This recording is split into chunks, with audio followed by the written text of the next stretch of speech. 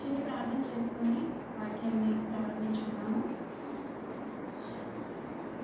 మహాఖండ మహోన్నతుడ సర్వశక్తిమంతుడైన తండ్రి, మీ యొక్క ఘనమైన ఉన్నతమైన అతి శ్రేష్ఠ నామమును బట్టి దేవా మీకు ఎన్ని స్తుతులు స్తోత్రములు చెల్లిస్తున్నాను ప్రభు. అయా మరి నాయన నేటి దినంలో ప్రభు మరి వాక్యం చెప్పలే ఉంటుండగా తండ్రి ప్రభు మీ యొక్క పాదముల క్రిందనైనా ధూళి వల్ల నేను సరిపోయినటువంటి నన్ను ప్రభు మీరు వాడుకుంటున్న విధానాన్ని బట్టి వందనాలు చెల్లిస్తున్నాను తండ్రి. నన్ను మీరు మాట్లాడుతుంది నేను కాదు ప్రభు, మీరే మాట్లాడినైనా ఏ మాటనైనా మరి నేను పంచుకోబోతున్నాను తండ్రి. నా యొక్క మీరు నన్ను బలపరిచి మీరే వాడుకోమని చిన్న స్తుతి ప్రార్థన యేసుక్రీస్తు వారి పరిశుద్ధమైన ఘనమైన నామములో ప్రార్థించి వేడుకుంటున్నాము తండ్రి. ఆమేన్.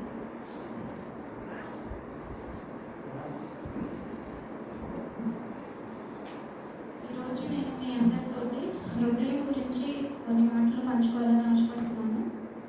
హృదయం అన్నిటికంటే మోసకరమైంది, అది ఘోరమైన వ్యాధి కలిగిందని చెప్పేసి ఇర్మియా గ్రంథం 17వ అధ్యాయము 9వ వచనంలో ఉంటుంది కదా, ఒకసారి చూస్తాము. ఇర్మియా గ్రంథం 17వ అధ్యాయం 9వ వచనము.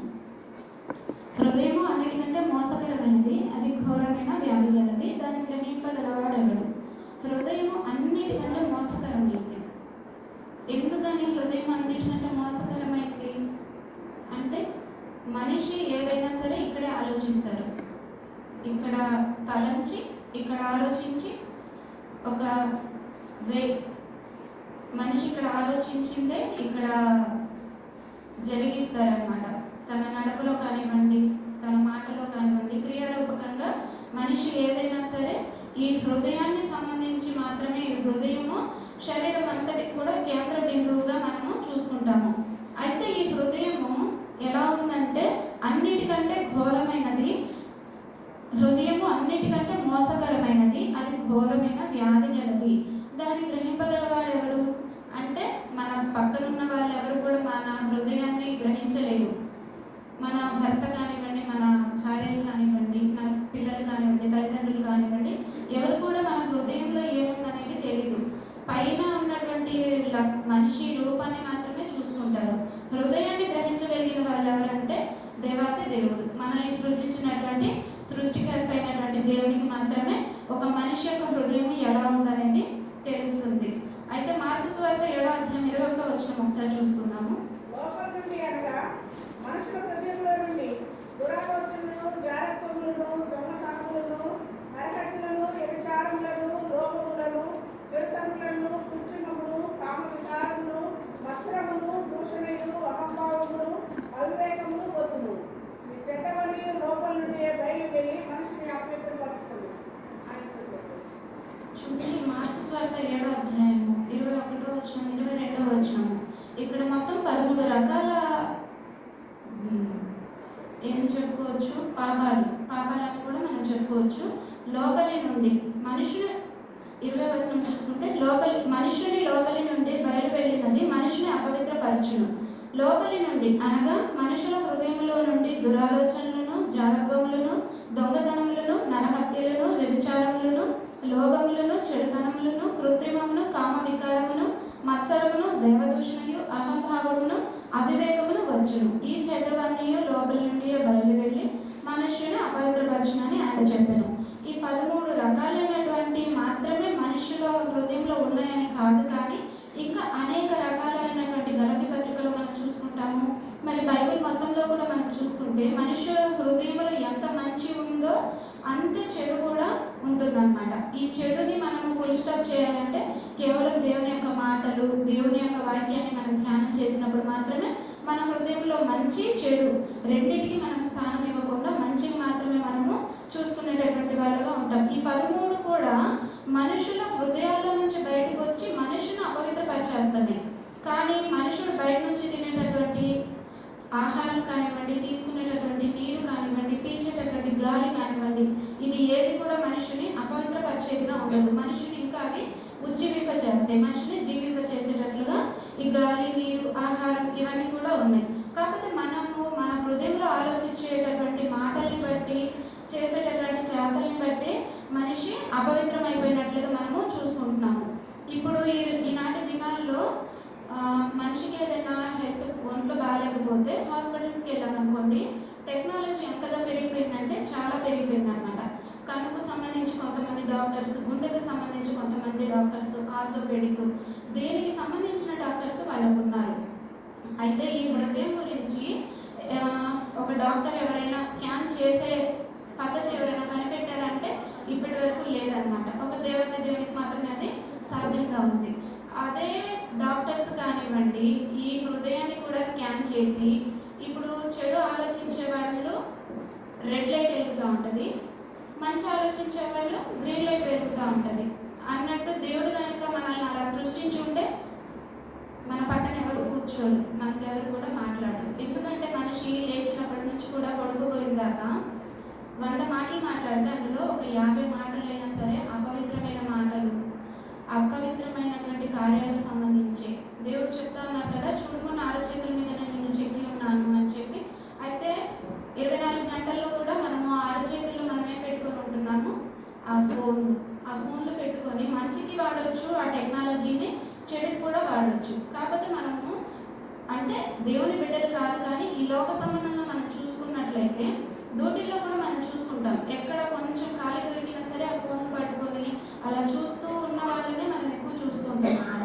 అలాంటి వాళ్ళు ఈ లోకంలో పడిపోయేటటువంటి అవకాశాలు ఎక్కువగా ఉన్నాయి. ప్రభు వారు చెప్పినట్టు చూడము నా చేతుల మీదుగా నేను చెక్కి ఉన్నాను అన్నప్పుడు మరి మనం ఈ చేతుల్లో మనము పవిత్ర గ్రంథమైనటువంటి పరిశుద్ధ గ్రంథమైనటువంటి బైబిల్ని పట్టుకొని ఆయన చెప్పినటువంటి మాటల్ని మనం పట్టుకున్నాం అనుకోండి, ఈ హృదయంలో మరి మనం ఆ సెల్లుల్లో పాటలు వినొచ్చు. దేవుని వాక్యాలు ఎంతోమంది గొప్ప గొప్ప సేవకులు చెప్పినటువంటి వాక్యాలు కూడా మనకు అందుబాటులో ఉన్నాయి, అవి కూడా మనం చూసుకోవచ్చు. అలా కాకుండా కొంతమంది దాన్ని దుర్వినియోగం చేస్తూ ఉన్నారనమాట ఆ టెక్నాలజీని కూడా. అయితే సామెతల గ్రంథంలో మనం చూసుకున్నట్లయితే సామెతల గ్రంథం మొత్తం కూడా 31 అధ్యాయాలు ఉంటాయి. నెలలో కూడా 31 రోజులు ఉంటాయి అన్నమాట, ఉంటున్నాయి. అయితే రోజుకు వచ్చేసి ఉదయం పూట ఒక అధ్యాయము, నెలలో 31 రోజులు కదా, రోజుకు ఒక అధ్యాయము. ఉదయం కీర్తనల గ్రంథం చదువుకొని నైట్ మనము సామెతల గ్రంథం ఒక అధ్యాయం చదువుకుంటే నెల మొత్తం కూడా సామెతల గ్రంథాన్ని మనం ఆస్వాదించిన వాళ్ళం అవుతాము. సామెతల గ్రంథాన్ని మనం చదివే కొద్దీ అందులో ఉన్నటువంటి జీవపు మాటలు ఎంతో చక్కగా మనల్ని ఉజ్జీవింపజేసేటట్లు ఉంటాయి అన్నమాట. అయితే సొలొమోను మహారాజు కూడా దేవుణ్ణి ప్రార్థించి ఆయన ఎంతో జ్ఞానాన్ని సంపాదించుకున్నట్లు మనము సామెతల గ్రంథంలో చూసుకుంటాము. సొలొమోను మహారాజు ఎంత జ్ఞానాన్ని పొందుకున్నారంటే 20 సంవత్సరాలు ఇశ్రాయేలు ప్రజల్ని పరిపాలించడానికి దేవాది దేవుడు దావీదును కూడా పక్కన పెట్టి సొలొమోనుని ఎంచుకున్నట్లుగా మనము చూస్తాం. అదే చూద్దాం ఒకసారి. మొదటి రాజుల గ్రంథం 3వ అధ్యాయం 9వ వచనం 10వ వచనం. మొదటి రాజుల గ్రంథము 3వ అధ్యాయం 9వ వచనం 10వ వచనం. ఇంత గొప్పదైన నీ జనములకు న్యాయం తీర్చగలవాడు ఎవడు? కాబట్టి నేను మంచి చెడ్డలు వివేచించి నీ జనులకు న్యాయం తీర్చినట్లు నీ దాసుడనైన నాకు వివేకం గల హృదయం దయచేయు. సొలొమోను చేసిన ఈ మనవి ప్రభువునకు అనుకూలమాయను కనుక దేవుడు అతనికి ఇలాగ సెలవిచ్చాడు, దీర్ఘాయునైనను ఐశ్వర్యమైనను మీ శత్రువుల ప్రాణమైనను అడుగక న్యాయములను గ్రహించుటకు వివేకం అనుగ్రహించమని నీవు అడుగు. నీవు ఇలాగున అడిగినందున నీ మనవి ఆలకించుచున్నాను, బుద్ధి వివేకములు గల హృదయము నీకు ఇచ్చుచున్నాను. పూర్వీకులలో నీ వంటి వాడు ఒకడును లేడు, ఇక మీదట నీ వంటి వాడు ఒకడును ఉండడు. అయితే ఇక్కడ సొలొమోను మహారాజు ఏమడుగుతున్నారంటే, ఇంత గొప్పదైన నీ ఇశ్రాయేలు జనాంగం ఉన్నది కదా, దాన్ని మరి నేను న్యాయంగా పరిపాలించడానికి, న్యాయంగా వాళ్లకు సమన్యాయం చేయడానికి మరి మంచి చెడ్డలు నాకు దగ్గర అయితే లేవు కానీ ప్రభువా, నువ్వు నాకు మంచి చెడ్డలు వివేచించి నీ జనులకు న్యాయం తీర్చినట్లుగా నీ దాసుడనైన నాకు వివేకము గల హృదయము దయచేయము అని చెప్పేసి అడుగుతున్నారు. అయితే సొలొమోను మహారాజు చేసినటువంటి విజ్ఞాపన ప్రభు అయిన దేవాది దేవునికి అనుకూలమైంది, నచ్చింది. అందుకని చెప్పేసి సొలొమోను చేసిన ఈ మనవి ప్రభువునకు అనుకూలమైనది కనుక దేవుడికి అతనికి ఇలాగ సెలవిచ్చాను, దీర్ఘాయునైనను ఐశ్వర్యమునైనను నీ శత్రువుల ప్రాణమునైనను అడగక న్యాయములను గ్రహించుటకు వివేకము అనుగ్రహించుమని నీవు అడిగింది. రాజు అంటే శత్రువులు ఉంటారు కదా, ఆ శత్రువుల ప్రాణము రాజు అడగవచ్చు దేవాది దేవుని. కానీ సొలొమోను మహారాజు అలా చేయలేదు, ఐశ్వర్యాన్ని కూడా అడగలేదు. ఇంకా ఆయన సొలొమోను మహారాజు ఆయనకి దీర్ఘాయువు కూడా ఇవ్వమని చెప్పేసి అడగలేదు. కాకపోతే ఇంత గొప్పదైనటువంటి నీ జనాంగాన్ని నేను జాగ్రత్తగా గ్రహించి జాగ్రత్తగా వాళ్ళకు మంచి చెడ్డలు చూపించాలంటే, వాళ్ళకు న్యాయం తీర్చాలంటే నాకు కావాల్సినటువంటి జ్ఞానాన్ని నువ్వు దయచేయమంటే ప్రభు వారు ఏం చేశారంటే, నువ్వు ఆయన అడిగినటువంటి మాట ఆయనకి అనుకూలమైంది కనుక బుద్ధితో పాటు వివేకాన్ని కూడా అనుగ్రహించినట్లుగా మనం ఇక్కడ చూసుకుంటున్నాం అన్నమాట. ఎంత జ్ఞానాన్ని సొలొమోను మహారాజు ఉండకపోతే 20 సంవత్సరాలు ఇశ్రాయేలు ప్రజల్ని పరిపాలించారో ఒకసారి మనం ఆలోచించుకుందాము. అదేవిధంగా సామెతల గ్రంథం 23వ అధ్యాయము 15వ వచనం. సామెతలు 23:15. నా కుమారుడా, నీ హృదయమునకు జ్ఞానం కలిగించిన ఎడల నీ హృదయము కూడా సంతోషించును. చూడండి, ఇక్కడ సామెతల గ్రంథం 23వ అధ్యాయం 15వ వచనంలో, నా కుమారుడా, నీ హృదయమునకు జ్ఞానము లభించిన ఎడల నా హృదయము కూడా సంతోషించును. మన హృదయమునకు జ్ఞానము అడిగితే లభించింది అనుకోండి, మన హృదయము జ్ఞానం కలిగి నడుస్తున్నప్పుడు దేవాది దేవుని దగ్గర మనము జ్ఞానాన్ని అడిగినప్పుడు ఆయన హృదయము కూడా సంతోషిస్తుందంట. అదే మన హృదయంలో అతిక్రమం దాగింది అనుకోండి, ప్రభు వారు కూడా బాధపడుతూనే ఉంటారు. ప్రభు వారు కూడా ఎల్లప్పుడు కూడా మన హృదయం అనేటటువంటి తలుపు దగ్గర నిల్చొని ఆయన తట్టుచున్నారు అనేటటువంటి మాటను కూడా మనము కొత్త నిబంధన గ్రంథంలో మనం చూసుకుంటాము. అయితే ఇక్కడ ప్రభు వారు ఏం చెప్తున్నారు, ఈ సొలొమోను ఏం చెప్తున్నారంటే సామెతల గ్రంథం 23వ అధ్యాయం 15వ వచనంలో, నా కుమారుడా, నీ హృదయమునకు జ్ఞానము లభించిన ఎడల నా హృదయము కూడా సంతోషించును. ప్రభు వారి యొక్క హృదయాన్ని కూడా మనము సంతోష పెట్టేటటువంటి వారిగా ఉంటారనమాట. ఈ హృదయంలో మాట్లాడేటటువంటి మాటలు, ఈ హృదయం నుంచి ఆలోచించేటటువంటి ఆలోచనలు అన్నీ కూడా ప్రభు వారిని మనము సంతోష పెట్టేవిగా లేకపోతే బాధ పెట్టేవిగా ఈ రెండింటిలో ఉంటాయి. అయితే ఆ ఛాన్స్ మన చేతిలోనే ఉందన్నమాట. దేవుడిని మనం సంతోష పెట్టేవారిగా ఉంటామా లేకపోతే బాధ పెట్టేవారిగా ఉంటామా అనేది ద్వితీయోపదేశకాండం 4వ అధ్యాయం 9వ వచనం ఒకసారి చూసుకుందాం. ద్వితీయోపదేశకాండం 4వ అధ్యాయం 9వ వచనం. అయితే నీవు జాగ్రత్త పడుము, నీవు కన్నులారా చూచిన వాటిని మరవగలిగినట్లు అవి నీ జీవితకాలం అంతయు నీ హృదయంలో నుండి తొలగిపోకుండానట్లు నీ మనస్సును బహు జాగ్రత్తగా కాపాడుకొను. నీ కుమారుల కుమారులకును వాటిని నేర్పి. చూసారా, ఇక్కడ ఇంకొకసారి చదువుకుందాం. అయితే నీవు జాగ్రత్త పడుము, నీవు కన్నులారా చూచిన వాటిని మరవగలిగినట్లు అవి నీ జీవిత కాలం అంతయు నీ హృదయంలో నుండి తొలగిపోకుండానట్లును. మనము బ్రతికినంత కాలం కూడా ఆ మాటల్ని ప్రభు వారు చేసినటువంటి మన ఎడల చేసినటువంటి ఆయన మన ఎడల చూపినటువంటి కృపను, ఆయన మన ఎడల చేసినటువంటి బాహుళ్యాన్ని, ఆయన మన ఎడల చేసినటువంటి ఆ త్యాగాన్ని మనము మన హృదయంలో మన జీవితకాలం అంతే కూడా మన హృదయంలో నుండి తొలగిపోకుండానట్లు మన మనస్సును బహు జాగ్రత్తగా కాపాడుకోవాలన్నమాట. ముందుగానే మనం మాట్లాడుకున్నాం కదా, మన హృదయంలో ఏదైతే అనుకుంటామో, మన తలంపులు ఏదైతే వస్తుందో మనిషి అదే నడకని అదే మాటని మాట్లాడుతూ ఉంటారనమాట. అందుకని మనిషి ఎప్పుడు కూడా మన హృదయాన్ని జాగ్రత్తగా కాపాడుకోవాలి, మన మనస్సును కూడా బహు జాగ్రత్తగా కాపాడుకునే వారిగా మనం ఉండాలన్నమాట. అయితే ఈ సామెతల గ్రంథాన్ని, ప్రసంగి గ్రంథాన్ని, పరమగీతాలని వీటన్నింటినీ కూడా సొలొమోను మహారాజు రచించినట్లుగా మనం చూస్తాము. మరి ఆయనకి ఎంత జ్ఞానం ఉంటే ఇన్ని రచించారు. ఈ ప్రసంగి గ్రంథం కానివ్వండి, పరమగీతాలు కానివ్వండి, సామెతలు కానివ్వండి, ఇవన్నీ మనము చదువుకుంటూనే ఉంటాము, మనం ధ్యానం చేస్తూనే ఉంటాము. ఎంత జ్ఞానం లభిస్తుందంటే అంత జ్ఞానం లభిస్తుంది అనమాట. అయితే ఒకసారి ప్రసంగి గ్రంథము, ప్రసంగి 11వ అధ్యాయము 9-10 వచనాలు. ఎవరుగా నీ యవనమందు సంతోషపడు, నీ యవన కాలమందు నీ హృదయం సంతృష్టిగా ఉండనివ్వు, నీ కోరిక చొప్పులను నీ దృష్టి యొక్క ఇష్టం చొప్పులను ప్రవర్తించు. అయితే వీటన్నింటిని బట్టి దేవుడు నిన్ను తీర్పులోనికి తెచ్చునని జ్ఞాపకం ఉంచుకోను. లేత వయస్సును అభిప్రాయమును గ్రహించుకోవడం కనుక నీ హృదయంలో నుండి వ్యాధులను తొలగించుకోను, నీ దేహము చెరుపుదాన్ని తొలగించుకోను. ప్రసంగి గ్రంథం 11వ అధ్యాయం 9-10 వచనాల్లో ఈ విధంగా సెలవిస్తుంది. యవనుడా, నీ యవన కాలమందు సంతోషపడుము, నీ యవన కాలమందు నీ హృదయము సంతుష్టిగా ఉండనిమ్ము, నీ కోరిక చొప్పునను నీ దృష్టి యొక్క ఇష్టము చొప్పునను ప్రవర్తింపుము. అయితే వీటన్నిటిని బట్టి దేవుడు నిన్ను తీర్పులోనికి తెచ్చునని జ్ఞాపకం ఉంచుకొనుము. లేత వయస్సును నడిప్రాయమును గతించిపోవునవి కనుక నీ హృదయంలో నుండి వ్యాకులమును తొలగించుకొనుము. నీ దేహంలో చెడుపుదాన్ని తొలగించుకొనుము.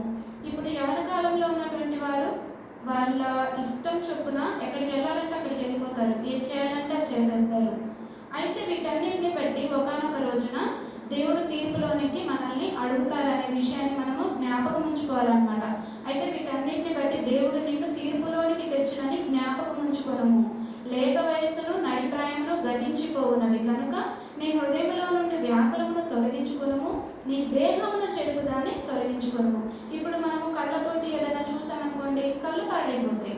నోటితో ఏదైనా అసభ్యకరమైన మాట్లాడామనుకోండి, మన నోరు పాడైపోయింది. మన చుట్టుపక్కల ఉన్న వాళ్ళు కూడా అమ్మో ఆమె నోరు అలా మాట్లాడుతుంది, ఆమె ఇలా మాట్లాడుతుంది అని చెప్పేసి మనల్ని చూసి భయపడతారనమాట. అదే మనం ఎక్కడున్నా కూడా దేవుని మాటలు మనం నోటితో మాట్లాడుతూ దేవుడు మన పట్ల చేసినటువంటి ఆయన గొప్ప కార్యాన్ని, దేవుడు మన జీవితంలో చేసినటువంటి ఆ సాక్ష్యాన్ని మనం పంచుకునే వారిగా ఉన్నాం అనుకోండి, మన హృదయం ఇక్కడ ఏం చూసుకుంటున్నామంటే 10వ వచనంలో లేత వయస్సును నడిప్రాయమును గతించిపోవునవి కనుక నీ హృదయంలో నుండి వ్యాకులమును తొలగించుకొని నీ దేహమును చెడుపుదాన్ని తొలగించుకొనుము. మన దేహము ఎక్కడైతే పాడైపోతుందో, దేహంలో దీపము కన్నే కనుక దాన్ని జాగ్రత్తగా ఉంచుకోవాలని చెప్పేసి మనము కొత్త నిబంధన గ్రంథంలో మనం చూసుకుంటాం. అయితే మన దేహము ఎక్కడ చెడిపోతుంది, మన కన్ను ఎక్కడ చెడిపోతుంది, మన హృదయం ఎక్కడ చెడిపోతుంది అనేటటువంటి విషయాన్ని మనము ప్రతి దినము కూడా మనము జాగ్రత్తగా పరిశీలించేవారిగా మనం ఉండాలి.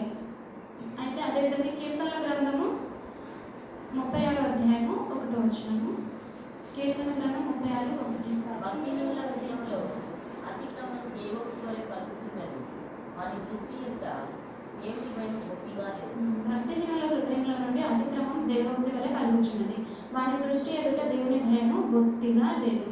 చూడండి, భక్తిహీనుల హృదయంలో అతిక్రమం ఉంది, వాని దృష్టి ఎదుట దేవుని భయము కొంచెం కూడా లేకపోగా, దేవుని భయం బొత్తిగా లేకపోగా అతిక్రమము దేవోక్తి వలె ఉందంట.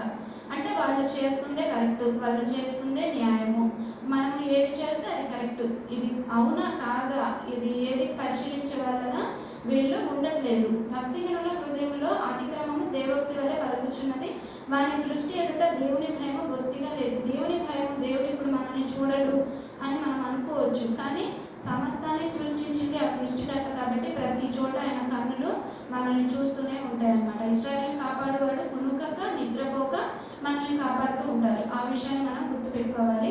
సామెతల గ్రంథము 23వ అధ్యాయము 15వ వచనం. ఒకసారి కాదండి, క్షమించండి, సామెతల గ్రంథం 4వ అధ్యాయము 21. నీ కన్నుల ఎదుట నుండి వాటిని తొలగిపోని నీ హృదయమందు వాటిని భద్రం చేసుకోను. సామెతల గ్రంథం 4వ అధ్యాయము 21వ వచనం. నీ కన్నుల ఎదుట నుండి వాటిని తొలగిపోనీయకుము, నీ హృదయమందు వాటిని భద్రము చేసుకొనుము. ఏవి తొలగిపోకూడదు? ఇప్పుడు మనం చూసుకున్నాం కదా, ఇక్కడ ఈ కీర్తనల గ్రంథం 36వ అధ్యాయంలో భక్తిహీనుల హృదయంలో అతిక్రమం దేవోక్తి వలె కలుగుచున్నది, వాని దృష్టి ఎదుట దేవుని భయము బొత్తిగా లేదు. దేవుని భయం లేనటువంటి వాళ్ళు అన్నమాట. అయితే ఇక్కడ ఈ సామెతల గ్రంథము 4వ అధ్యాయం 21వ వచనంలో చూసుకుంటే, నీ కన్నుల ఎదుట నుండి వాటిని తొలగిపోనీయకుము, నీ హృదయమందు వాటిని భద్రము చేసుకొనుము. ప్రభువారు మనకు చేసినటువంటి మన జీవితంలో ఎంతోమంది మరణానికి సిద్ధంగా ఉన్న వాళ్ళని కూడా ప్రభువారు లేపినట్లుగా మనము ముందు వాక్యాల్లో మనం చూసుకుంటాం అన్నమాట. అయితే హిజ్కియా కూడా మరణకరమైన రోగం కలిగినప్పుడు ఆయన బ్రతికించినట్లుగా మనం చూసుకుంటాం. అయితే ద్వితీయోపదేశకాండంలో మనము చాలా చూసుకుంటాం కదా, ఆయన చేసిన వాటన్నిటిని కూడా మన పిల్లలకు పిల్ల తరాలకు మనం నేర్పించుకోవాలని చెప్పేసి. అయితే ప్రభువారు చేసినటువంటి క్రియలన్నిటి కూడా మన హృదయమందు వాటిని భద్రం చేసుకునేటటువంటి వాళ్ళగా మనం ఉండాలన్నమాట. యథార్థ హృదయంతో మనము ఉండాలి, అతిక్రమం అనేది మన హృదయంలో ఉండకూడదు. ఒకసారి కీర్తనల గ్రంథము 73వ అధ్యాయం చూసుకుందాము. కీర్తనల గ్రంథం 73వ అధ్యాయం. కీర్తనల గ్రంథం 73వ అధ్యాయం 26వ వచనము. నా శరీరము నా హృదయము క్షీణించి సరినది, దేవుని నిత్యము నా హృదయమును ఆశ్రయదుర్గమును స్వాస్థ్యమై ఉన్నాడు. కీర్తనల గ్రంథం 73వ అధ్యాయం 26వ వచనంలో, నా శరీరము నా హృదయము క్షీణించిపోయినను దేవుడు నిత్యము నా హృదయమునకు ఆశ్రయ దుర్గమును స్వాస్థ్యమునై ఉన్నాడు. అయితే ఈ మాటని మనము యోబు గారికి దగ్గరలో మనం చూసుకోవచ్చు అనమాట. యోబు గారికి ఒళ్ళు మొత్తము ఆ విధంగా అయిపోయినా కూడా ఆయన గీక్కోవడానికి చిల్ల పెంకుని వెతుక్కొని బూడిదలో కూర్చున్నట్లు మనం చూస్తాము. అయితే ఆయన భార్య వచ్చి నువ్వు దేవుడిని దూషించవచ్చు కదా, నువ్వు మరణం కావచ్చు కదా అన్నప్పుడు ఆ యోబు గారు అన్న మాటలు ఏంటంటే, దేవుడి ద్వారా మనం మేలే అనుభవించగలుగుతామా, కీడు అనుభవించడానికి మనకు తగదా అని చెప్పేసి మూర్ఖురాలు మాట్లాడినట్టు నువ్వు మాట్లాడుతున్నావు అని చెప్పేసి యోబు గారు ఆయన భార్యతో మాట్లాడినట్టు మనం చూస్తాము. అయితే ఇక్కడ చూడండి, నా శరీరమును నా హృదయమును క్షీణించిపోయినను దేవుడు నిత్యము నా హృదయమునకు ఆశ్రయదుర్గమును స్వాస్థ్యమునై ఉన్నాడు. ప్రభు చూడండి, ఈ లోకంలో ప్రభువారిని ఎరగనటువంటి వారు ఎంతో మంది ఉన్నారు. కానీ ఈ రోజున మనం ఇక్కడ కూర్చున్నామంటే, ఆయన మనం స్తుతిస్తున్నామంటే కేవలం ఆయన మంచితనం మాత్రమే. ఏమాత్రం మన మంచి, ఏమాత్రం మన ఏమీ లేదు, కానీ ఆయన కేవలం ఆయన యొక్క కృప మాత్రమేనమాట. మన శరీరాలు పోయినను, మన హృదయాలు క్షీణించిపోయినను ఆ ప్రభువారు మనకు దేవుడు నిత్యము నా హృదయమునకు ఆశ్రయదుర్గమును స్వాస్థ్యమునై ఉన్నాడు అని చెప్పేసి మనం ప్రతి ఒక్కరం కూడా ఈ మాట చెప్పేటటువంటి అనుభవంలో మనం ఉండాలి. అదే కీర్తన గ్రంథం 37వ అధ్యాయం 4వ వచనం ఒకసారి చూసుకుందాం. 37వ అధ్యాయం 4వ వచనం.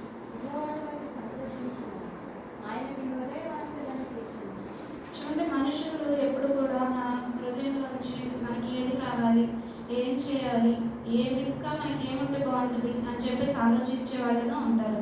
అయితే దావీదు మహాభక్తుడు ఏమని చెప్తున్నారంటే, ఇక్కడ యెహోవాను బట్టి సంతోషించుము, ఆయన నీ హృదయ వాంఛలను తీర్చును.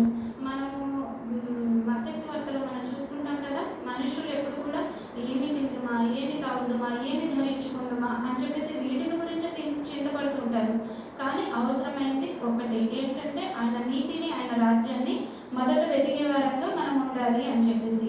అయితే మనము ఎప్పుడు కూడా ప్రభువుని బట్టి మనం సంతోషించేవారిగా ఉంటే ఆయన మన హృదయ వాంఛల్ని తీర్చేటటువంటి దేవుడుగా ఉన్నారు.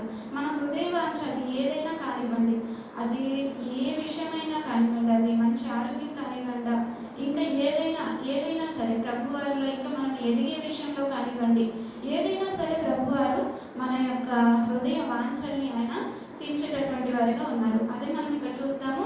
మత్తయి సువార్త 6వ అధ్యాయం 33వ వచనంలో,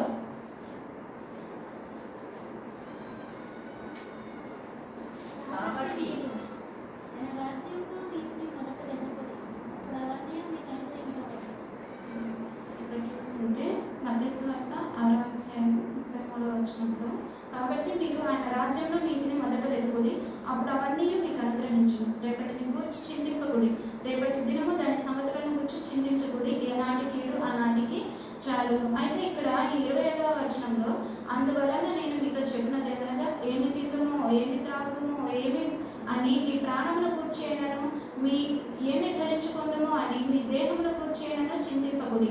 ఆహారము కంటే ప్రాణమును, వస్త్రము కంటే దేహమును గొప్పవి కావా అని చెప్పేసి ఇక్కడ ప్రభు గారు మాట్లాడుతూ ఉన్నారనమాట. మన హృదయంలో మనం సందేహిస్తూ ఉంటాము, రేపటి గురించి ఎట్లా జరిగిద్దో అని చెప్పేసి. అయితే ఆలోచించడం వల్ల మన ఎత్తు మూరెడు ఎక్కువ కానీ మూరెడు తక్కువ కానీ మనం చేసుకోమన్నమాట. మన వెంట్రుకల్లో ఒకటి కూడా తెల్లగా కానీ నల్లగా కానీ మనము చేసుకోము. అలా అని చెప్పేసి మత్తయి సువార్తలో మనము చూస్తామన్నమాట. అయితే ఇక్కడ దేని గురించి కూడా మనము చింతింపకూడదు. ఏది తిందాము, రేపటి గురించి ఏమి తిందాము, ఏది తాగుదాము అని చెప్పేసి. నేను కూడా చిన్నపిల్లలుగా ఉన్నప్పుడు సండే వస్తుందంటే చర్చికి రావాలి. మరి చర్చికి రావాలంటే గబగబా లేచి పని చేసుకోవాలి. మరి ఏం వంట చేయాలి, ఆ రోజు ఏం టిఫిన్ చేయాలి అని చెప్పేసి ఇలా మనము దేవునికి సన్నిధికి వచ్చే విషయంలో దుప్పినీటి వాగుల కొరకు ఆశపడినట్లుగా మన ప్రాణాన్ని, మన సమయాన్ని దేవుని కోసం కేటాయించే వారిగా మనం ఉండాలి. అంతేకాని ఈ లోకానుసారంగా మరి ఏమి తిందుమా, ఏమి తాగుతుమా, ఏమి ధరించుకుందామా అని చెప్పేసి మనము వాటి గురించి, ఈ లోకం మీద ఉన్న వాటి గురించి మనము ఆశపడేవారిగా, లోకం మీద ఉన్న వాటి గురించి ఆలోచించేవారిగా మనము ఉండకూడదు. ఎందుకంటే వాక్యాలు సెలవిస్తూ ఉన్నాయి కదా, కొత్త నిబంధన గ్రంథంలో ఏముంటుందంటే, మనిషి అన్నీ సంపాదించుకుంటారు, అయితే దేవుడు ఈ రాత్రి నీ ప్రాణం అడుగుతున్నారు, అప్పుడు నువ్వు సంపాదించుకున్నవన్నీ ఏమవుతాయి అని చెప్పేసి. అందుకని చెప్పేసి మనము రేపటి గురించి మనము చింతించేవారిగా ఉండకూడదు. ఎప్పుడు కూడా మన హృదయాన్ని యథార్థ హృదయంతో దేవాది దేవుడు మన హృదయాలు చేసినటువంటి గొప్ప కార్యాల గురించి తలస్తూ మనం పొందినటువంటి ఉన్నటువంటి సాక్ష్యాన్ని ఇతరులకు పంచుకుంటూ దేవుని యొక్క మాటల్ని మన హృదయంలో మన పిల్లలకు మన పిల్లలకు నేర్పుకునే వారిగా మనం ఉండాలన్నమాట. అదేవిధంగా ప్రభు వారు ఇంకో మాట ఏం సెలవిస్తున్నారంటే అందం మోసం సౌందర్యం వ్యర్థం అని చెప్పేసి. కొంతమంది అందం గురించి కూడా ఎన్నో రకరకాల ఇవి చేస్తుంటారు. కాకపోతే రేపటి రోజు చనిపోయామంటే అందరం కూడా ఆ మెంట్లోకి వెళ్ళిపోవాల్సిన వాళ్ళని. దేవుడు ఇచ్చినటువంటి ఈ అందము, దేవుడు ఇచ్చినటువంటి ఈ ఊపిరి అన్నీ కూడా ప్రభు వారు ఇచ్చారు మనకు, ప్రభు వారే తీసేసుకుంటారు. కాబట్టి అందం మోసం సౌందర్యం వ్యర్థం అని చెప్పి బైబిల్ సెలవిస్తూ ఉంది. దేవుడు ఎప్పుడు కూడా పై రూపాన్ని లక్ష్య పెట్టే దేవుడు కాదు. విరిగి నలిగిన హృదయాన్ని మాత్రమే ఆయన లక్ష్య పెట్టేటటువంటి దేవుడుగా ఉన్నారు. అయితే ఆయన మేలుతోటి మన హృదయాన్ని తృప్తిపరిచే దేవుడుగా ఉంటున్నారు. 103వ కీర్తనలో మనం ఆ మాట చూసుకుంటాము. కీర్తన గ్రంథం 108వ అధ్యాయము మొదటి వచనాన్ని చూసుకుందాము. దేవా, నా హృదయం నిబ్బరంగా ఉన్నది, నేను పాడుతూ స్తుతిగానం చేసేదను, నా ఆత్మ పాడుతూ గానం చేయను. ఇక్కడ దావీదు గారు రాసినటువంటి కీర్తనలో ఆయన ఏమని చెప్తున్నారంటే, దేవా నా హృదయం నిబ్బరముగా ఉన్నది, నేను పాడుచు స్తుతిగానము చేసేదను, నా ఆత్మ పాడుచు గానము చేయను. మన హృదయం ఎప్పుడు నిబ్బరంగా ఉంటుందంటే కేవలము మనము దేవునికి ఇష్టంగా జీవిస్తూ దేవునికి దగ్గరగా ఉంటూ దినదినము కూడా దేవుని సన్నిధిలో ఒక దినము గడుపుట 1000 దినాలంత శ్రేష్టత అని చెప్పేసి ప్రభు వారు సెలవిస్తూ ఉన్నారు.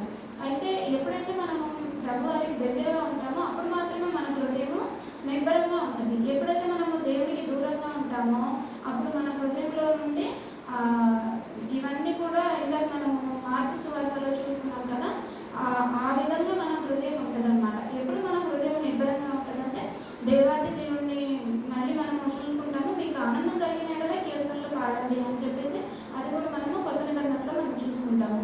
నా దేవా నా హృదయం నిబ్బరముగా ఉన్నది, నేను పాడుచు స్తుతిగానము చేసేదను, నా ఆత్మ పాడుచు గానము చేయను. మనము చూడండి, ఏ సమయంలో కూడా మనము పాటల ద్వారా దేవుడిని మహిమపరుస్తూ ఉంటే పాటలు పాడుతున్నప్పుడు దావీదు అయితే అప్పుడు ఆయన ఉన్న ప్రదేశాన్ని, ఆయన ఉన్నటువంటి ఆ స్థలాన్ని కూడా మర్చిపోయి ఆయన తంతి వాయిద్యాలు వాయిస్తూ ఆయన నాట్యము చేస్తూ దేవుని స్తుతించినట్లుగా మనము చూస్తూ ఉన్నాము. నేటి దినాల్లో మనం కూడా ప్రభు వారిని పాటల ద్వారా చప్పట్ల ద్వారా మనం కూడా దేవుని స్తుతించే వారిగా ఉంటున్నాము. అయితే ఇక్కడ మన హృదయం నిబ్బరంగా ఉండాలంటే దేవుని మీద సమస్త భారము వేసేసి, దేవుని మీద మనం సమస్త భారం వేసేసినప్పుడు మాత్రమే మనం ఏమి తిందుమా, ఏమి తాగుదుమా, మరి రేపు నాకు ఏంటి అని చెప్పేసి, నా భవిష్యత్తు ఏంటి, నా పిల్లల భవిష్యత్తు ఏంటి అని మనం ఆలోచించుకుంటే ప్రభు వారి మీద ఎప్పుడైతే మనము మొత్తం పూర్తిగా ఆధారపడతామో అప్పుడు మన హృదయము దేవుని యందు ఆనందిస్తూ నిబ్బరం కలిగి ఉంటుంది అన్నమాట. అయితే కీర్తన గ్రంథం 119వ అధ్యాయము 2వ వచనము.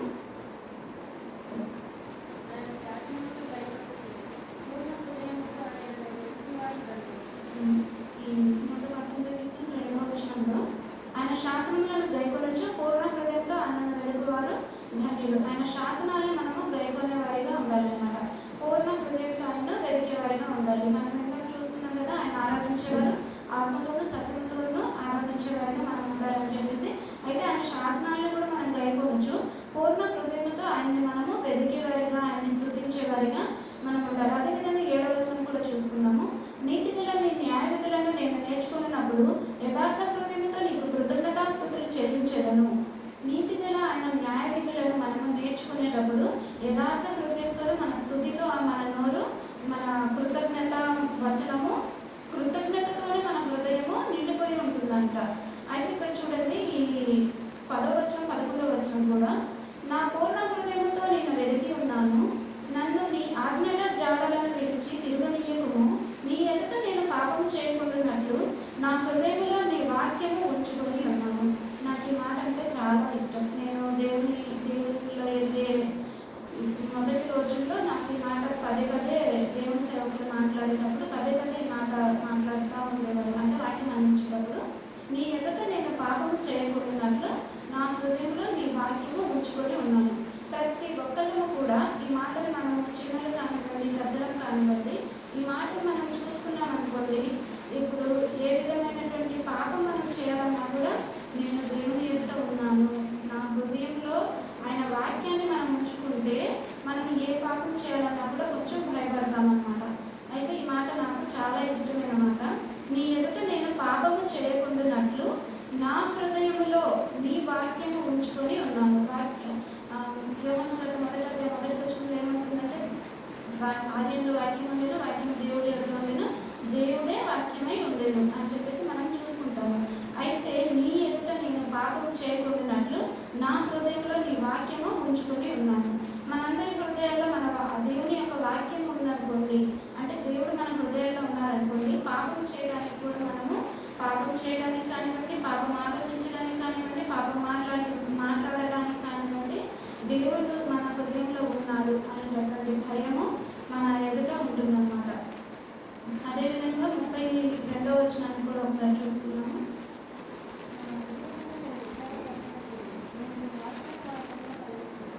ఇక్కడ చూడండి, నా హృదయమును నీవు విశాలపరిచినప్పుడు నేను నీ ఆజ్ఞల మార్గంలో పరిగెత్తుదును. ఇప్పుడు చిన్నపిల్లలు ఉంటారు, స్కూల్లో వేసినప్పుడు మనము వాళ్ళు ఫస్ట్ నర్సరీ అలా స్టార్టింగ్ నుంచి వాళ్ళు ఎదుగుతూ వస్తారు. టీచర్స్ వాళ్ళని టీచ్ చేస్తూ ఉంటారు. ఏ తరగతికి కావాల్సినటువంటి మాటలు ఆ తరగతిని బట్టి వాళ్ళు కూడా పిల్లలు ఏ విధంగా అయితే పెరుగుతారో వాళ్ళ హృదయం కూడా ఆ విధంగా పెరిగి వాళ్ళు ఒక నాలెడ్జ్కి వస్తారు. అయితే ఇక్కడ కూడా మనం కూడా నా హృదయమును నీవు విశాలపరచినప్పుడు నేను నీ ఆజ్ఞల మార్గమున పరిగెత్తుదును. ఇప్పుడు ఒక సేవకులు ఏం చెప్పారంటే ఒక యాపిల్ బాగుంది అని చెప్తారు, కానీ దాన్ని రుచి చూసినప్పుడు మాత్రమే అది బాగుందా లేదా అనేది మనకు తెలుస్తుంది. అలాగే మన ప్రభువు కూడా ఏమైనా ఉంటుంది అన్నమాట, యెహోవా ఉత్తముడని రుచి చూచి తెలుసుకుంది.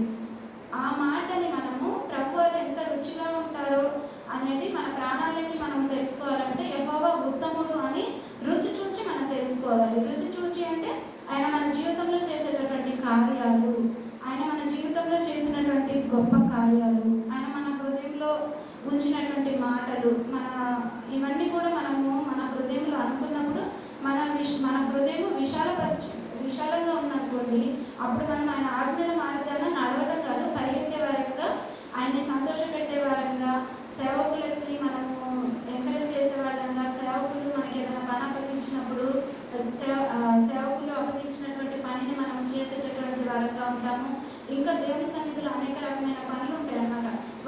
వాటన్నిటిలో కూడా మనము ముందుగా ఉండేటటువంటి వాళ్ళుగా ఉంటాము. ఆయన ఆజ్ఞల మార్గాన మనము పరిగెత్తే వారంగా ఉంటాము. ఇప్పుడు దేవుడు ఒక్కొక్కరికి ఒక్కొక్క కాలం ఇస్తారు. దేవుని సన్నిధి శుభ్రం చేసేటటువంటి కాలం ఒకళ్ళకు ఉంటుంది, పాటలు పాడేటటువంటి కాలం ఒకళ్ళకు ఉంటుంది, వాక్యం చదివేటటువంటి కాలంకు, సేవ చేసేటటువంటి కాలంకు, ఇలా అనేక రకమైనటువంటి ఆజ్ఞలు ఉన్నాయి కదా. వాటన్నిటి వెంట మనము పరిగెత్తే వారంగా మనం ఉంటామని చెప్పేసి బైబిల్ సెలవిస్తాము. అదేవిధంగా 34వ వచనం కూడా చూసుకున్నాము. నీ ధర్మశాస్త్రమును అనుసరించుటకు నాకు బుద్ధి దయచేయము, అప్పుడు నా పూర్ణ హృదయంతో నేను దాని ప్రకారం నడుచుకుందును. ఆయన ధర్మశాస్త్రాన్ని మనము అనుసరించి ప్రవర్తించాలంటే మనకు బుద్ధి కావాలి. బుద్ధి జ్ఞానంలో సర్వ సంపదలు యెహోవా యందు గుప్తములై ఉన్నామని చెప్పేసి మనం చూసుకుంటాం కదా. అప్పుడు నా పూర్ణ హృదయంతో నేను దాని ప్రకారము నడుచుకుందును. మనకు ఫస్ట్గా బుద్ధి కావాలి, బుద్ధి జ్ఞానము ఈ రెండు ఉన్నాయనుకోండి, దేవుని యొక్క ఆజ్ఞల మార్గాన దేవుడు మనకు నడిపిస్తున్నటువంటి మార్గంలో మనము మన పూర్ణ హృదయంతో మనం నడిచేటటువంటి వారిగా ఉంటాము. అదే 36వ వచనం కూడా చూసుకున్నాము. లోభము తట్టు కాక నీ శాసనముల తట్టు నా హృదయము తిప్పుము. లోభము ఈ మార్కు సువార్త 7వ అధ్యాయము 21వ వచనంలో ఇందాక మనం చూసుకున్నాం కదా.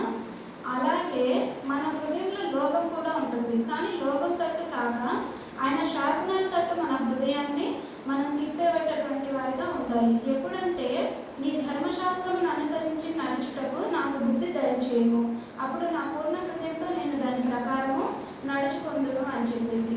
అయితే ఇలా రకరకాలుగా మన హృదయంలో నుంచి ఈ మంచి చెడు ఇవన్నీ వస్తూ ఉన్నాయి. అయితే ఈ హెబ్రీ పత్రిక 4వ అధ్యాయం 12వ వచనం ఒకసారి చూసుకున్నాము.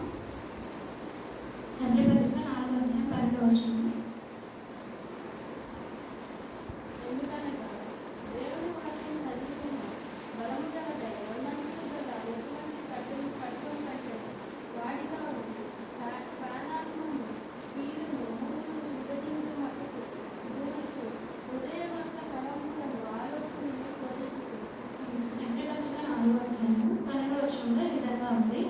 ఎందుకనగా దేవుని వాక్యము సజీవమై బలము గలదై రెండంచులు గల ఎటువంటి ఖడ్గము వాడిగా ఉండి ప్రాణాత్మలను కీళ్లను మూలుగులను విభజించినంత మట్టుకు దూరుచు హృదయము యొక్క తలంపులను ఆలోచనలను శోధించుచున్నది. దేవుని యొక్క వాక్యం మాత్రమే మన హృదయంలోకి వెళ్తుంది. అది రెండంచులు కలిగినటువంటి ఖడ్గం అన్నమాట ఈ బైబిల్ అనేది. చూడండి, మన హృదయంలో ఏది ఉంచుకున్నామో, అసలు బైబిల్ని ఏ విధంగా మనము ఒక చిన్న మాటలో చెప్పుకుంటే అర్థంతో మనము బైబిల్ని పోల్చుకోవచ్చు. ఇప్పుడు మనం అర్థం ముందు నిల్చుంటే మనం ఎలా ఉన్నాము అనేది మనకు క్లారిటీగా కనిపించేస్తుంది. అయితే మనం దేవుని యొక్క వాక్యాన్ని మనము ధ్యానించి పరిశీలించి మనం చదువుకుంటున్నప్పుడు మనలో ఉన్నటువంటి లోటుపాట్లన్నీ కూడా, నేను ప్రభువారిని ఎరిగిన కొత్తలో, నేను బైబిల్ వచ్చి రాకుండా నేను చదువుతున్న కొత్తలో దేవుడైతే నాతో చాలా స్పష్టంగా మాట్లాడేవారు. నువ్వు ఈ విధంగా ఉన్నావు, నువ్వు ఈ విధంగా ఉండకూడదు, నువ్వు ఈ విధంగా ఉంటే నాకు నచ్చింది, నువ్వు ఈ విధంగా ఉంటే నాకు ఇష్టము అని చెప్పేసి. నేనైతే నిజంగా అనుకునేదాన్ని, ప్రభువా నువ్వు అసలు నాకు ఎంత చక్కగా మాట్లాడుతున్నావయ్యా అని చెప్పి నేను అనుకున్నప్పుడు ద్వితీయోపదేశకాండం నుంచి ఆయన మాట్లాడారనమాట. నేనే దేవుడను, నేను తప్ప వేరొక దేవుడు నీకు ఉండకూడదు అని చెప్పేసి. అప్పటి నుంచి కూడా ఇప్పటి వరకు కూడా నేను ప్రభువారిని నా సొంత రక్షకుడిగా నేను అంగీకరించాను. అయితే ఈ మాటను మనం చూసుకుంటే, ఎందుకనగా దేవుడి వాక్యము సజీవమై బలము గలదై రెండంచులు గల ఎటువంటి ఖడ్గము కంటేనూ వాడిగా ఉండి ప్రాణాత్మలను కీళ్లను మూలుగును విభజించినంత మట్టుకు దూరుచు హృదయం యొక్క తలంపులను ఆలోచనలను శోధించుచున్నది. మన హృదయంలో ఇది చూడండి, అసలు ఈ వాక్యము దీన్ని విశ్లేషించడానికి నాకు రావట్లేదు, కానీ ఈ వాక్యాన్ని మనం మన అయ్యగా చెప్తున్నప్పుడు ఎన్నోసార్లు విన్నాము. ఇది ప్రాణాత్మల దేహాన్ని కీళ్లను మూలుగును విభజించినంత మట్టుకు దూరుచు హృదయంలో ఉన్నటువంటి తలంపులను ఆలోచనలను ఇది శోధించేదిగా ఉంది. చూడండి, అసలు ఈ వాక్యము మన హృదయంలో మనం ఉంచుకుంటే పాపం అనేటటువంటి మాట కూడా మన హృదయంలో చోటు ఉండకుండా ఉంటుందన్నమాట. అయితే ఇప్పుడు దాకా మనం హృదయాల్లో ఏమేమి ఉంటున్నాయి అనేది చూసుకున్నాం కదా. అయితే మరియమ్మ గారి హృదయంలోని కూడా ఒక చిన్న ఖడ్గం దూసుకెళ్ళినట్టుగా మనం చూస్తున్నాము. లూకాసు సువార్త 2వ అధ్యాయం 34వ వచనము.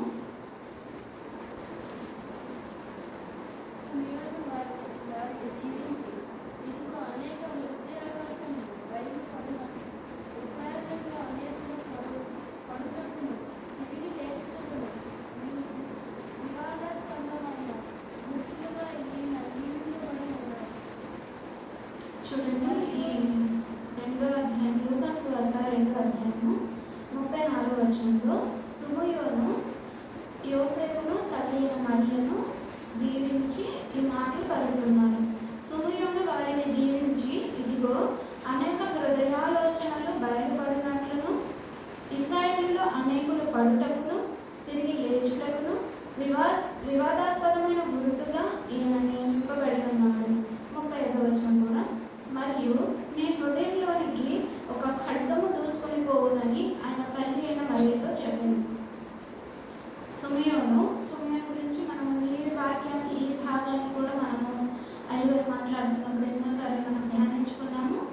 అయితే ఇక్కడ నేను హృదయం గురించి చూస్తున్నప్పుడు నాకు మొదటగా ఈ మాట నాకు కనిపించింది.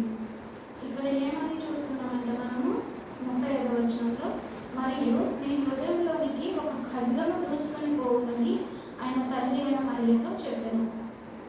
ఏమని ఉంటుంది ఖడ్గము అని చెప్పేసి నాకు తెలియని సమయంలో నేను ఆలోచించేటప్పుడు ఎంతోమంది దైవసేవకులు చెప్పినటువంటి మాటలు, మన భాషలో చెప్పినటువంటి మాట ఏమనంటే, మరియు నీ హృదయంలోకి ఒక ఖడ్గము దూసుకొని పోవని ఆయన తల్లి అయిన మరియతో చెప్పాను. ఏమైందంటే ఆ ఖడ్గము యేసుక్రీస్తు ప్రభువారి మరణ వార్త. ఒక తల్లికి ఒక బిడ్డ మరణ వార్త. అలాగే ఒక ఖడ్గం ఏ విధంగా అయితే వచ్చి చూస్తుండగానే ఏ విధంగా అయితే పొడిచేస్తే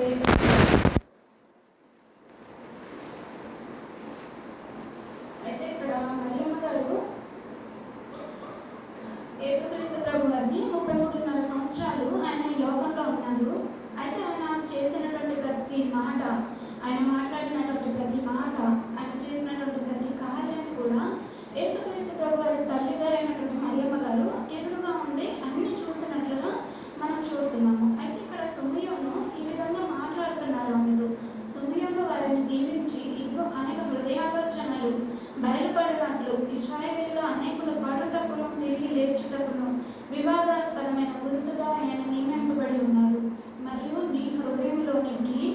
ఖడ్గము దూసుకొని పోవునని ఆయన తల్లి అయిన మరియతో చెప్పాను. నీ యొక్క కుమారుడు యేసుక్రీస్తు ప్రభువారు యొక్క మరణ వార్తని యేసుక్రీస్తు ప్రభువారు బ్రతికి ఉన్నప్పుడే ఆ తల్లికి చెప్పేస్తా ఉన్నారు. ఆ హృదయము మరియమ్మ తల్లి గారి యొక్క హృదయము ఎంత వేదనతో ఎంత ఇదై ఉంటుందో మనం ఒకసారి ఆలోచించుకున్నాము. తల్లిలోగా ఉన్నటువంటి మనము ఒక బిడ్డ యొక్క మరణ వార్త అసలు భరించలేనటువంటిదిగా ఉంటుంది. అయితే ఇక్కడ మరియమ్మ తల్లి గారికి ఈ లూకాసు వార్త 2వ అధ్యాయంలో 19వ వచనం కూడా మనం ఒకసారి చూసుకుందాము. అయితే మరియా ఆ మాటలన్నీ తన హృదయంలో తలపోసుకొనిచు భద్రము చేసుకొనెను. ఏ మాటలన్నీ ఇక్కడ మరియమ్మ తల్లి గారు భద్రం చేసుకున్నారంటే, ఇక్కడ గొర్రెల కాపరులు వచ్చి చెప్తున్నారు కదా, ప్రజలందరికీ కలుగబెట్టేటువంటి మహా సంతోషకరమైన సువర్తమానము, సర్వోన్నతమైన స్థలములలో దేవుడికి మహిమని ఆయన భూమి మీద ఉన్న మనుషులకు సమాధానం కలుగుతాగా దేవుని స్తోత్రం చేస్తున్నట్టు ఇవన్నీ కూడా ఆమె వింటూ భద్రం చేసుకున్నారు ఆమె హృదయంలో. కానీ ప్రభువారు ఒక దేవాది దేవుడు అయ్యుండి ఆ తల్లి గర్భంలో ఆయన అంత చిన్న శిశువుగా ఉన్నారు, 9 నెలలు కూడా. తర్వాత ఒక చిన్న బాలుడిగా ఆయన అంత తగ్గించుకొని ఆయన ప్రసవించే సమయానికి మరియమ్మ గారికి యోసేపు గారికి అక్కడ స్థలం కూడా లేనట్టు మనం చూసుకుంటాము. పశువుల పాకలో ఆయన జన్మనిచ్చినట్లు ఆయన పుట్టినట్లుగా మనం చూసుకుంటాము. అయితే ఇంత తగ్గించుకుంది ఎందుకు అంటే ఆయన మనందరి కోసమే, మనందరి యొక్క పాప భారాన్ని ఆయన రాను మీద మోయడం కోసం మాత్రమే ఆయన తను తాను తగ్గించుకున్నారు. అది నేటి దినాల్లో మనం ఆ విధంగా తగ్గించుకునేవారిగా ఉన్నామా అంటే లేదు. మనల్ని ఎవరైనా ఒక మాట అనగానే మనమైతే 10 మాటలు అనేస్తాం, కుదిరితే ఇంకా ఎన్నో మాటలు అనేసేటటువంటి వారిగా ఉంటాము. కాకపోతే దేవుని బిడ్డలుగా మనం నేర్చుకుంటున్నాం. మనం ప్రతి దినము దేవుని సన్నిధికి వచ్చి మనం గడుపుతున్నాం, దేవుని మాటలు వింటున్నాం, ఆయన ఎంతగా తగ్గించుకున్నారు అనేది మనము వింటున్నాము. అయితే వీటన్నిటిని బట్టి కూడా మనము దేవుణ్ణి ఆయన ఎంతగా తగ్గించుకున్నారో అంత తగ్గింపు కలిగిన జీవితాలతో మనం కూడా ఉండాలి. అయితే ఇక్కడ ఈ తల్లి యొక్క హృదయము ఆయన యొక్క మరణ వార్త విని ఎంతగా తగ్గించిపోయిందో ఒకసారి మనం చూసుకుందాము. అయితే ప్రభువారు 33.5 సంవత్సరాలు ఈ భూమి మీద ఉన్నప్పుడు ఎన్నో గొప్ప కార్యాలు చేశారు, ఎన్నో అద్భుత కార్యాలు, ఎన్నో ఆశ్చర్యక్రియలు, ఎంతో మందిని ఎన్నో రకాలుగా చేశారు. అవన్నీ మనకు తెలుసు. అయితే ఒక చిన్న మాటను మనం చూసి ముగించుకుందాము. ఇది లూకాసు వార్త 2వ అధ్యాయము 19వ వచనం చదువుకున్నాం కదా, క్షమించండి. లూకాసు వార్త 7వ అధ్యాయము 12వ వచనము.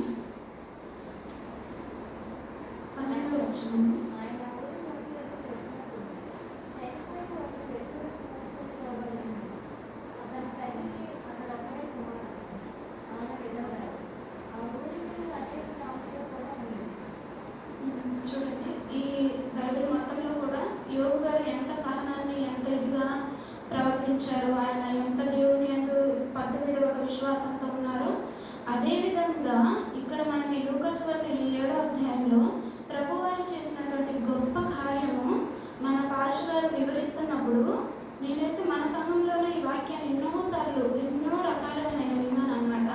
అయితే ఇక్కడ మరణము జీవము రెండు కూడా ఎదురెదురు పడ్డట్లు మనము చూస్తున్నాము. ఆయన ఆ ఊరి గవిని యొక్కకు వచ్చినప్పుడు చనిపోయిన అక్కడ వెలుపలికి మోసుకొని పోబడుచుండెను. అతని తల్లికి అతను ఒక్కడే కుమారుడు, ఆమె విధవరాలు. ఆ ఊరి జనులు అనేకులు ఆమెతో కూడా ఉండేది. ప్రభు ఆమెను చూచి ఆమె చెప్పి దగ్గరకు వచ్చి పాడిన ముట్టగా మోయించిన వారు నిలిచిరి. ఆయన చిన్నవాడా, లెమ్మని నీతో చెప్పుచున్నాననగా ఆ చనిపోయిన వాడు లేచి కూర్చుని మాట్లాడసాగాను. చూడండి, అక్కడ యేసుక్రీస్తు ప్రభు వారిని సిలువ వేస్తున్నప్పుడు తల్లి అక్కడ దగ్గర నించుని ఆయన వేస్తున్నటువంటి గుద్దినటువంటి గుద్దుల్ని చూశారు. ఆయన ముఖం మీద ఉమ్మి వేసిన దృష్టిని చూశారు. ఆ కొరడా దెబ్బలతో కొట్టినప్పుడు ఆయన శరీరం మొత్తం పగిలిపోయి ఆయన శరీరం ఇట్లా రెండుగా చీలిపోయి కారుతున్నటువంటి ఆ రక్తాన్ని చూసి ఆమె ఒక చిన్న క్లాత్ తోటి అలా తుడిచినట్లుగా మనం చూస్తూ ఉన్నాము. అయితే అక్కడ ఆ తల్లి అయిన మరియను ఓదార్చడానికి ఎవరు లేరు. కానీ ఇక్కడ చూడండి, ఈ విధవరాలైనటువంటి ఈ తల్లికి ఈయనొక్కరే కుమారుడు. అయితే జీవం కలిగినటువంటి దేవుడు అక్కడ ఉన్నప్పుడు ఆ మరణం అక్కడ ఉండలేకపోయింది, మరణము అక్కడ జయించలేకపోయింది. అయితే ఈ దేవాది దేవుడు, సజీవమైనటువంటి దేవుడు ఈ తల్లికి కుమారుణ్ణి తిరిగి బ్రతికించినట్లుగా మనం చూస్తున్నాం. అలాగే లాజరుని కూడా ఆయన బ్రతికించారు. అయితే ఇక్కడ ఒక చిన్న మాట మనం చెప్పుకోవచ్చు, మరణం తప్పించుట యెహోవా వశము అని చెప్పేసి. ఇక్కడ ఈ మరణాలని తప్పించడానికి దేవాది దేవుడు ఆయన ఉన్నారనమాట. ఎంతో మందిని ఆయన చనిపోయిన వారిని లేపారు, కుష్టి వారిని లేపారు, నీటిని ద్రాక్షారసంగా మార్చారు, ఇంకా రెండు చిన్న చేపల్ని 5 రొట్టెల్ని ఆయన ఎంతో మందికి పంచారు. ఇంకా పాపం చేస్తూ పడబడ్డటువంటి స్త్రీని కూడా ఆయన అమ్మ అని సంబోధించారు. అయితే అసలు ఏ విధంగా కూడా ఆయనలో పాపం లేదు. కానీ ఆయన ఆ కల్వరి శిలువలో ఆయన చేసినటువంటి ఆ గొప్ప త్యాగము ఎవరి కోసం అంటే మన కోసం మాత్రమే. ఒకసారి యెషయా గ్రంథం 55వ అధ్యాయం చూసుకుందాము. యెషయా గ్రంథం 55వ అధ్యాయం 5వ వచనంలో, మన అతిక్రమ క్రియలను బట్టి అతడు గాయపరచబడెను, మన దోషములను బట్టి నలుగొట్టబడెను, మన సమాధానార్థమైన శిక్ష అతడి మీద పడెను, అతడు పొందిన దెబ్బల చేత మనకు స్వస్థత కలుగుచున్నది.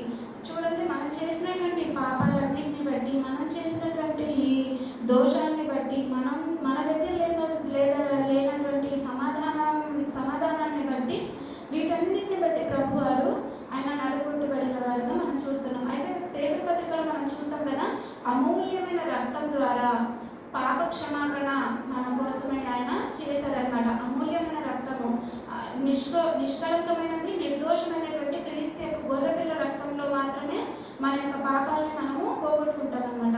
మనం పాపమై ఉండగానే ఆయన మన కొరకు చనిపోయినట్లుగా మనం చూస్తున్నాము. రోమపత్రిక 5వ అధ్యాయం 8వ వచనంలో ఈ మాట ఉంటుంది, మన పాపమై ఉండగానే ఆయన మన కొరకు చనిపోయాడు అని.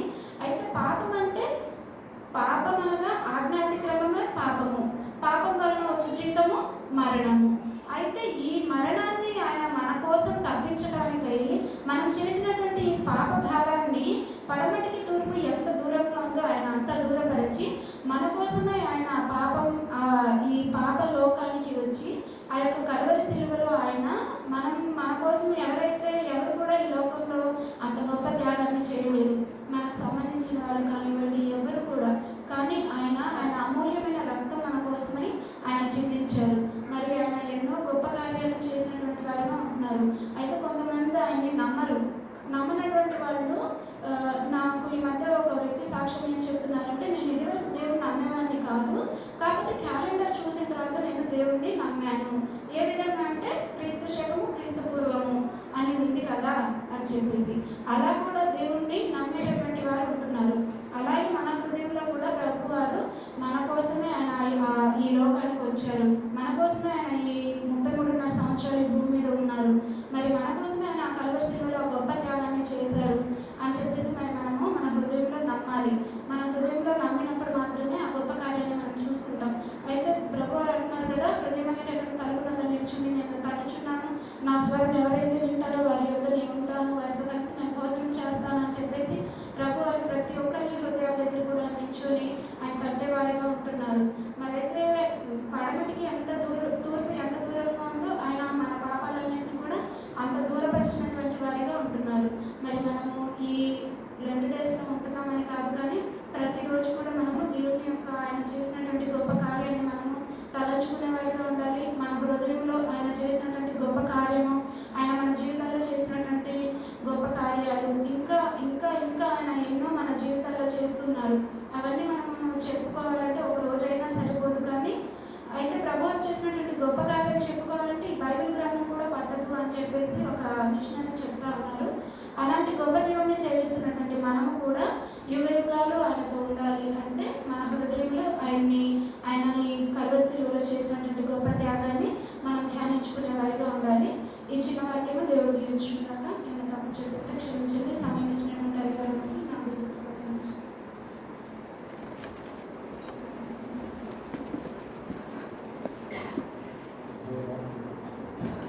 మరి హృదయం గురించి అనేకమైన విషయాలు విన్నాము. అలాగే యేసుక్రీస్తు ప్రభు సిలువలో మన కొరకు ప్రాణం పెట్టాడు. ప్రభువును మన హృదయంలో చేర్చుకోవటం అనేటువంటిది చాలా ముఖ్యాంశమైన విషయం. భాగంగా మనం చూసాం, ప్రార్థన చేసుకున్నాం. పరిశుద్ధులైన మా దేవా, మీకు వందనాలు స్తోత్రాలు చెల్లిస్తున్నాం. హృదయం అన్నిటికంటే మోసకరమైనదని, అది ఘోరమైన వ్యాధి కలదని దాన్ని గ్రహించేవాడు ఎవరు మీ వాక్యం సెలవిస్తూ ఉంది. ప్రభా, మీ యొక్క సిలువ దగ్గరికి వచ్చినప్పుడు మీ సన్నిధికి వచ్చినప్పుడు మీ వాక్యాన్ని విన్నప్పుడు మా హృదయం ఎలాంటిదో అనే విషయం మాకు అర్థమవుతుంది ప్రభా. కనుక మీ సన్నిధిలో మా హృదయాన్ని పరిశీలించుకొని మా హృదయంలో పాపములను తీసివేసి ఆ స్థానంలో మీ వాక్యంతో నింపుకునే వారిగా చేయండి. హృదయ శుద్ధి గల వారు తండ్రులు వారు దేవుని చూసిన రీతిగా అనుదినము మిమ్మల్ని చూచి అనుభవాన్ని కలిగి ఉంటే కృపయించింది. ప్రత్యేకంగా శిలువ దినాల్లో మా హృదయాన్ని పరీక్షించుకొని పరిశీలించుకొని మీ అమూల్యమైన రక్తం చేత ఆయన కడగబడుటకు సహాయం చేయండి. మా హృదయం ఏ విషయాల్లో నేరారోపణ చేస్తూ ఉన్నదో దాన్ని కూడా మేము గుర్తించి సరి చేసుకుంటూ సహాయం చేయండి. ఈ సన్నిధి మాకందరికీ తోడుగా ఉంచమని మా ప్రభువు యేసుక్రీస్తు పరిశుద్ధమైన నామంలో ప్రార్థన చేస్తున్నాము తండ్రి. ఆమె. మన తండ్రి అయిన దేవుని ప్రేమ, మన ప్రభువు అయిన యేసుక్రీస్తు యొక్క కృప, పరిశుద్ధాత్మ దేవుని యొక్క సన్నిధి సహవాసము మనకు, కుటుంబాలకు, సంఘంలో ఉన్న ప్రతి కుటుంబానికి, సర్వలోకంలో ఉన్న సార్వత్రిక సంఘానికి తోడై ఉండి కాపాడును గాక. ఆమేన్.